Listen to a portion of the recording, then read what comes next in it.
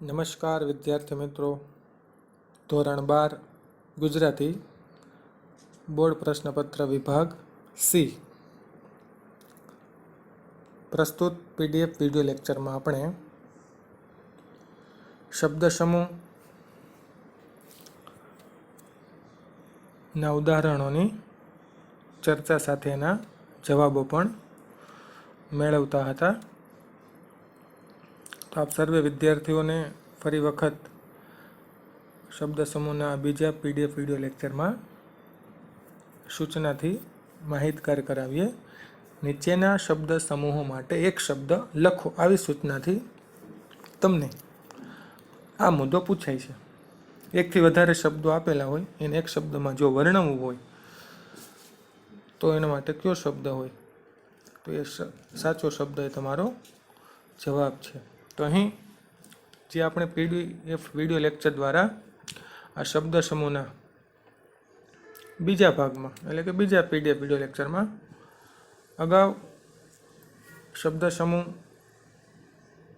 માટે એક શબ્દ એ તમને ક્યાં કેવી રીતે ઉપયોગી છે, તો કે તમારા લેખન અને તમારી બોલચાલની જે ભાષા છે એમાં તમે સાંભળનાર અથવા વાંચનાર ઉપર એક સારી છાપ છોડી શકો છો.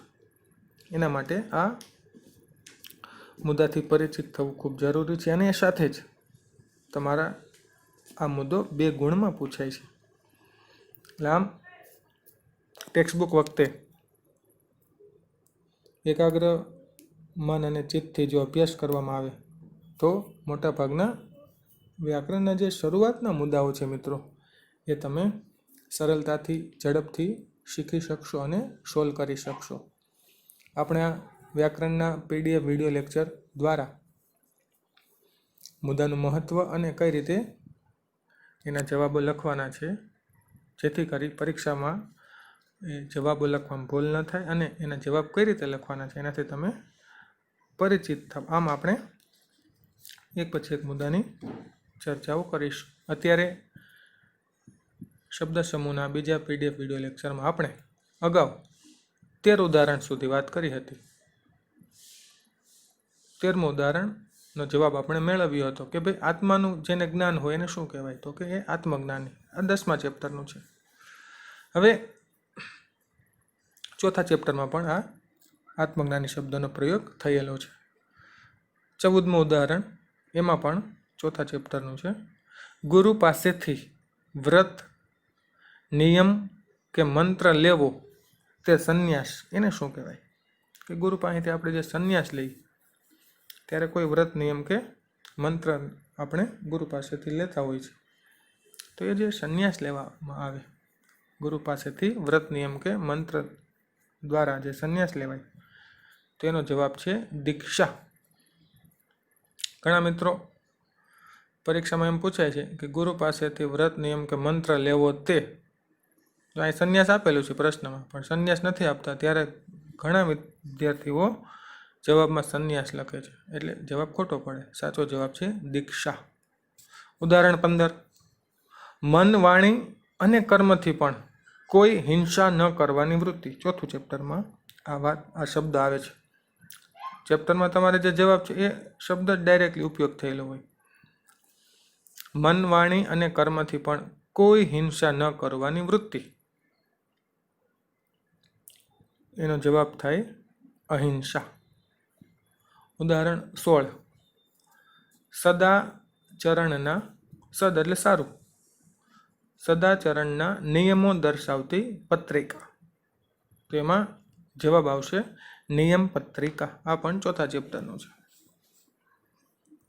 ઉદાહરણ 17 એ 5મા ચેપ્ટરનું છે. રામબાણ. 17મું ઉદાહરણ, નાણાંની આપલે, આપવું અને લેવું. નાણાં જે આપવા અને લેવાની જે ચિઠ્ઠી છે, નાણાંની આપલે માટેની ચિઠ્ઠી, તો જવાબ આવશે હુંડી. ઘણા મિત્રો જવાબમાં ચેક લખે છે અથવા ઘણા બીજા, પણ જેનો મૂળ સાચો શબ્દ છે એ છે હુંડી. નરસિંહ મહેતાએ જે વેપારીની હુંડી સ્વીકારી હતી અને પોતે વેપારી નહોતા છતાંય ઈશ્વરના ચરણોમાં હુંડી મૂકી અને જે નરસિંહ મહેતાનું પદ છે, મારી હુંડી સ્વીકારો, એટલે અહીં નાણાંની આપલે માટેની જે ચિઠ્ઠી છે એનો જવાબ છે હુંડી. ઉદાહરણ 18, પાછું આપવાની શરતે, જુઓ, પાછું આપવાની શરતે આપેલી કે દીધેલી વસ્તુ કે નાણું, તો પાછું દઈ જવાની શરતે વસ્તુ કે પૈસા આપ્યા હોય એને શું કહેવાય? તો કે ઉછીનું. 6થું ચેપ્ટર. બીજાને આધારે જીવનારું, કે ભાઈ જે બીજાના આધારે જીવતા હોય એ છે પરોપજીવી. આ પણ 6થા ચેપ્ટરનું છે. પરોપજીવી વનસ્પતિ તમને ખ્યાલ હશે. એવી વનસ્પતિ હોય કે એને કંઈક કોઈનો સહારો મળે, વૃક્ષનો કે પછી કોઈ દિવાલનો કે વાડનો, તો એનો વિકાસ થાય. તો માણસો એવા હોય, ઉછીનું માગનારમાં આવા માણસોની જ વાત છે ને, કે જે બીજા ઉપર આધાર રાખીને જીવતા હોય. એની ચર્ચા આપણે આ ચેપ્ટરમાં કરી હતી કે બીજાના આધારે જીવનારું, તો જવાબ છે પરોપજીવી. ઉદાહરણ 20, ઘરનો સરસામાન. ઘરમાં જે નાની મોટી વસ્તુઓ છે મિત્રો એને શું કહેવાય? જો આ ઘણી વખત પૂછાય છે, આવા ખાસ યાદ રાખવા. રાચ રચીલું, ઘરનો જે સામાન હોય બધું ગોઠવેલું હોય, નાની મોટી વસ્તુ, એને શું કહેવાય? રાચ રચીલું. ઉદાહરણ 21, ઘરના જેવો ગાઢ સંબંધ ધરાવનારું, એને કહેવાય ઘરવટ ભર્યું. ચેપ્ટર 8, અમરનાથની યાત્રા. ચંદનવાડી શબ્દ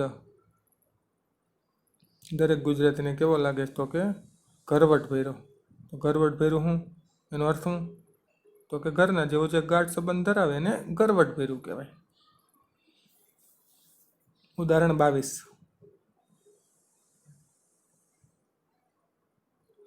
જેને જુવાની ફૂટી હોય તેવી સ્ત્રી, મુગ્ધા. આ પણ 8મા ચેપ્ટરમાં છે. શેષ નદી માટે આ વપરાયું છે મુગ્ધા શબ્દ. 23મું પણ ચેપ્ટર 8માંથી જ છે. ઝાડ, વેલા, ઘાસ વગેરેનો જે ભરાવો હોય મિત્રો એને કહેવાય ઝાડી. જે ખચાખચ જે ગીચતા હોય જંગલમાં જોવા મળે. ઝાડ, વેલા, ઘાસ વગેરેનો જે ભરાવો છે એને કહેવાય ઝાડી. ઉદાહરણ 24, ઘર આગળની બાંધેલી દરવાજાવાળી રચના. દરવાજા જેવી જે રચના હોય ઘરની આગળ હોય આવજા માટે ખુલબંધ થાય, એનું કહેવાય તો કે ડેલી.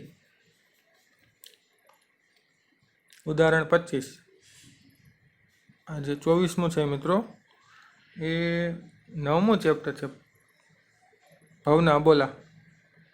એમાં દીકરી સંભળીને કહે છે ને, બેની સંબોધન કરી, મારા દાદાની ડેલીએ જે કહે છે, ત્યાં આ શબ્દનો પ્રયોગ થયેલો છે. ઉદાહરણ 25, પહાડો, જંગલો વગેરેમાં ઉનાળામાં લાગતી આગ એને કહેવાય દાવા નળ. 10મા ચેપ્ટરમાંથી આ વાક્ય આ શબ્દ સમૂહ લીધેલું છે. એટલે ચેપ્ટરમાં તમને બીજી વાર કહી દઉં કે આ જે જવાબો છે ને એ ચેપ્ટરમાં એ શબ્દનો જ પ્રયોગ થયો હોય, અને શબ્દથી તમે પરિચિત થયા છો કે કેમ એ તમારી શબ્દ સમૂહ દ્વારા પરીક્ષા લેવાય. પહાડો, જંગલો વગેરેમાં ઉનાળામાં જે આપોઆપ આગ લાગે એને કહેવાય દાવા નળ. વૃક્ષ સાથે વૃક્ષ અથડાય પવનના કારણે અને જે એમાંથી અગ્નિ ઉત્પન્ન થાય ને આગ લાગે, દાવા નળ. તો આના જેવો જ એક શબ્દ છે, એક શબ્દ સમૂહ છે. સમુદ્રમાં જળનું શોષણ કરતો અગ્નિ, તો એનો જવાબ શું લખશો? આ બે યાદ રાખો ને તો જ, નહીતર તો આડાવાળા લખાઈએ જવાબ. સમુદ્રમાં જળનું શોષણ કરતો અગ્નિ, ભલે આમાં નથી આપ્યો પણ અત્યારે હું તમને પૂછું છું, શું જવાબ આવે? વડવા નલ. ઉદાહરણ 26, ગામમાં સૌને બેસવાની જગ્યા. મહાત્માના માણસ ચેપ્ટરમાં આ શબ્દનો પ્રયોગ છે, ચોરો. કે ચોરે મગનીઓ બેઠો તો આપણે મહાત્માના માણસના જે મૂળ નાયક છે મણિભાઈ. હા, મણિભાઈનો બાળપણનો મિત્ર મગનનો ચોરે બેઠો હતો ત્યારે આ શબ્દનો પ્રયોગ થયેલો છે. એટલે ગામમાં સૌને બેસવાની જગ્યા, એનો જવાબ આવે ચોરો. લોકોમાં ચાલતી વાત એને કહેવાય લોકવાયકા. આગળ બીજા ઉદાહરણોનો આપણે અભ્યાસ કન્ટિન્યુ કરીશું આ પીડીએફ વિડીયો લેક્ચરમાં. ઉદાહરણ 28, કુલ 35 ઉદાહરણ સુધી આપણે જોઈશું. ત્યારબાદ બીજા ઉદાહરણ મારી પાસે છે. આમ તો ટેક્સ્ટ બુકમાંથી ઘણા બધા મળી રહે, પણ શીખવા પૂરતા અત્યારે આપણે આટલા પીડીએફ વિડીયો લેક્ચરમાં સમજીશું. 35 ઉદાહરણ પૂર્ણ થશે પછી તમને બીજા મારી પાસે થોડા ઘણા મને જે યાદ હશે એવા હું તમને પૂછીશ. 2-3 સેકન્ડનો સમય આપીશ. જવાબ આવડે તો ઠીક છે, બાકી હું જવાબ આપીશ. પણ જો હું પૂછું ને તમને જવાબ આવડી જાય મનમાં, એનો મતલબ કે તમે વિડીયો લેક્ચરનો વ્યવસ્થિત સારી રીતે અભ્યાસ કર્યો છે, અથવા તમે ચેપ્ટર વાંચો છો, પુનરાવર્તન કરો છો અને વિડીયો લેક્ચર દ્વારા સમજો છો, એવું તમે તમારું પર્સનલ પરીક્ષા અથવા પરીક્ષણ કરી શકશો. ઉદાહરણ 28, લોકોનું હિત સાધનાર. જવાબ આવશે લોકહિત સાધક. આ શબ્દનો પ્રયોગ થયો છે લોકહિત સાધક ચેપ્ટર 12 સૌજન્યશીલ પ્રભાશંકર. ઉદાહરણ 29, એ પણ 12મા ચેપ્ટરનું છે. મીઠાના કાયદા ભંગ માટે ગાંધીજીએ અમદાવાદ સત્યાગ્રહ આશ્રમમાં સાથીદારો સાથે કરેલી કૂચ. સત્યાગ્રહ આશ્રમથી એમ આવશે. મીઠાના કાયદા ભંગ માટે ગાંધીજીએ અમદાવાદ સત્યાગ્રહ આશ્રમથી સાથીદારો સાથે કરેલી જે કૂચ છે એનો જવાબ છે દાંડી કૂચ. એ પણ 12મા ચેપ્ટરમાં છે. પોતાનું કામ જાતે જ કરવું તે. જવાબ આવશે સ્વાવલંબન. આ શબ્દથી તમે પરિચિત છો. વિજ્ઞાનમાં આ શબ્દનો પ્રયોગ થાય છે, સ્વાવલંબી અને પરાવલંબી. બીજાનો પર આધાર રાખે એ પરાવલંબી. પોતાનું કામ જાતે કરે, પોતાના ઉપર જે ડિપેન્ડેન્ટ છે એ સ્વાવલંબી. તો જવાબ છે સ્વાવલંબન. ત્યારબાદ ઉદાહરણ 31, લોકોને એકઠા કરી સંયુક્ત બળ ઊભું કરવું. તે એકલા નહીં, પણ એકથી વધારે લોકો ભેગા થાય અને એક બધા ભેગા થઈને એક જે સંયુક્ત એક જબરું બળ તાકાત ઊભી થાય, એકતાની યુનિટીની વાત છે, તેનો જવાબ છે સંગઠન. આ શબ્દનો પ્રયોગ સંગઠન એ બાબા સાહેબ આંબેડકર નો જે પાઠ છે સમતા અને બંધુતાના પથદર્શક જે પ્રેરક નિબંધ છે કિશોર મકવાણા દ્વારા, એમાં આ શબ્દનો પ્રયોગ છે સંગઠન. પછી આગળ છે મશાલને ધરનારો. જવાબ છે મશાલચી. કે ભાઈ મશાલ લઈને જે અગ્નિ લઈને અજવાળું લઈને આગળ હાલતો હોય તો એને કહેવાય મશાલચી. વડની ડાળ પર ફૂટેલ કૂણું મૂળિયું. વડ તો મોટો હોય, એની ડાળ ઉપર ખ્યાલ છે કૂણા કૂણા મૂળિયા ફૂટે, પછી મોટા થાય, પછી છોકરામાં હિંચકે. હવે યાદ આવી ગયો છે. જવાબ આવે વડવાઈ. વડના વૃક્ષ પર થતું ફળ. જેમ દરેક વૃક્ષમાં ફળ આવે એનું નામ હોય, આંબો હોય તો કેરી, એમ વડના વૃક્ષ ઉપર જે ફળ થાય એનું શું કહેવાય? આમ વિચારી લેવાનું. જવાબ છે ટેટો. અનાજમાંથી કચરો કાઢી નાખવા માટે સુપડાથી ઉણપવું તે. એનો જવાબ છે ઝાટકવું. આ શબ્દનો પ્રયોગ છે અનુરુદ્ધનો કૃત્ય 21મું ચેપ્ટર. અને બાકીનું જે 33 ને 34મું છે એ ઈશ્વર સર્વવ્યાપી, એમાં એ આ શબ્દોના પ્રયોગ થયેલા છે. વિદ્યાર્થી મિત્રો, આપણે આ જે આપણી પાસે લખેલા ઉદાહરણ છે એમાં અત્યારે આપણે શબ્દ સમૂહ વિશે આટલી ચર્ચા કરીશું. હવે હું તમને બીજા ઉદાહરણો પૂછું છું. 2-3 સેકન્ડ આપીશ પૂછ્યા પછી. મનથી વિચારી લેજો. આવડી જાય તો ઠીક છે, નહીંતર હું પાછો જવાબ તો આપીશ જ. 24મા ચેપ્ટરનું છે. જેમાં પાન ખરે છે તે ઋતુ. પ્રશ્ન પૂછ્યો છે તમને શબ્દ સમૂહ માટે. જેમાં પાન ખરે છે તે ઋતુ. જવાબ પાનખર. માણસ જીવે ત્યાં સુધીની કેદ. નવું શબ્દ સમૂહ પૂછ્યો છે, વિચારો. માણસ જીવે ત્યાં સુધીની કેદ. જવાબ જન્મટીપ. અત્યારે 24મા ચેપ્ટરના પૂછું છું. ધર્મ પ્રમાણેનું આચરણ. વિચારો, ધર્મ પ્રમાણેનું આચરણ. જવાબ નીતિ. નવું ઉદાહરણ, હાથથી લખેલા અક્ષર. ફરી બોલું છું, હાથથી લખેલા અક્ષર. શબ્દ સમૂહ માટે એક શબ્દ આપો. જવાબ છે હસ્તાક્ષર. આગળ નવું ઉદાહરણ, ઔષધો કેવી રીતે તૈયાર કરવા એની વિધિઓ બતાવનારું શાસ્ત્ર. ઔષધો કેવી રીતે તૈયાર કરવા એની વિધિઓ બતાવનારું શાસ્ત્ર. જવાબ વિચારો, ઔષધ શાસ્ત્ર. નવું ઉદાહરણ, આશ્રય લેવાનું ઠેકાણું. જવાબ આશ્રય સ્થાન. જ્યાં કોઈની અવર જવર ન હોય તેવી જગ્યા. એકાંત. બુદ્ધિ ઉપર ગુજારો કરનાર. શારીરિક શ્રમથી નહીં પણ બુદ્ધિ ઉપર જે જીવન નિર્વાહ ચલાવે છે એનું કહેવાય બુદ્ધિજીવી. તો આમ વિદ્યાર્થી મિત્રો, દરેક ચેપ્ટર શબ્દાર્થમાં પણ આવા શબ્દોના અર્થ આપેલા હોય. તો જેમાં શબ્દાર્થમાં જે જવાબ આપ્યો હોય શબ્દનો એ તમને પૂછાય, તો એમાં જે શબ્દ છે એ તમારો જવાબ બની જાય. તો આમ દરેક ચેપ્ટર વખતે આપણે આવા શબ્દોના શબ્દ સમૂહ તમને આપતા જ હોય. અને આપણે આ સિવાય પણ પીડીએફ વિડીયો લેક્ચર દ્વારા ઘણા બધા શબ્દ સમૂહનો અભ્યાસ કર્યો છે. તમે પણ ટેક્સ્ટ બુકમાંથી આ સિવાય વિશેષ શબ્દ સમૂહનો પરિચય મેળવજો.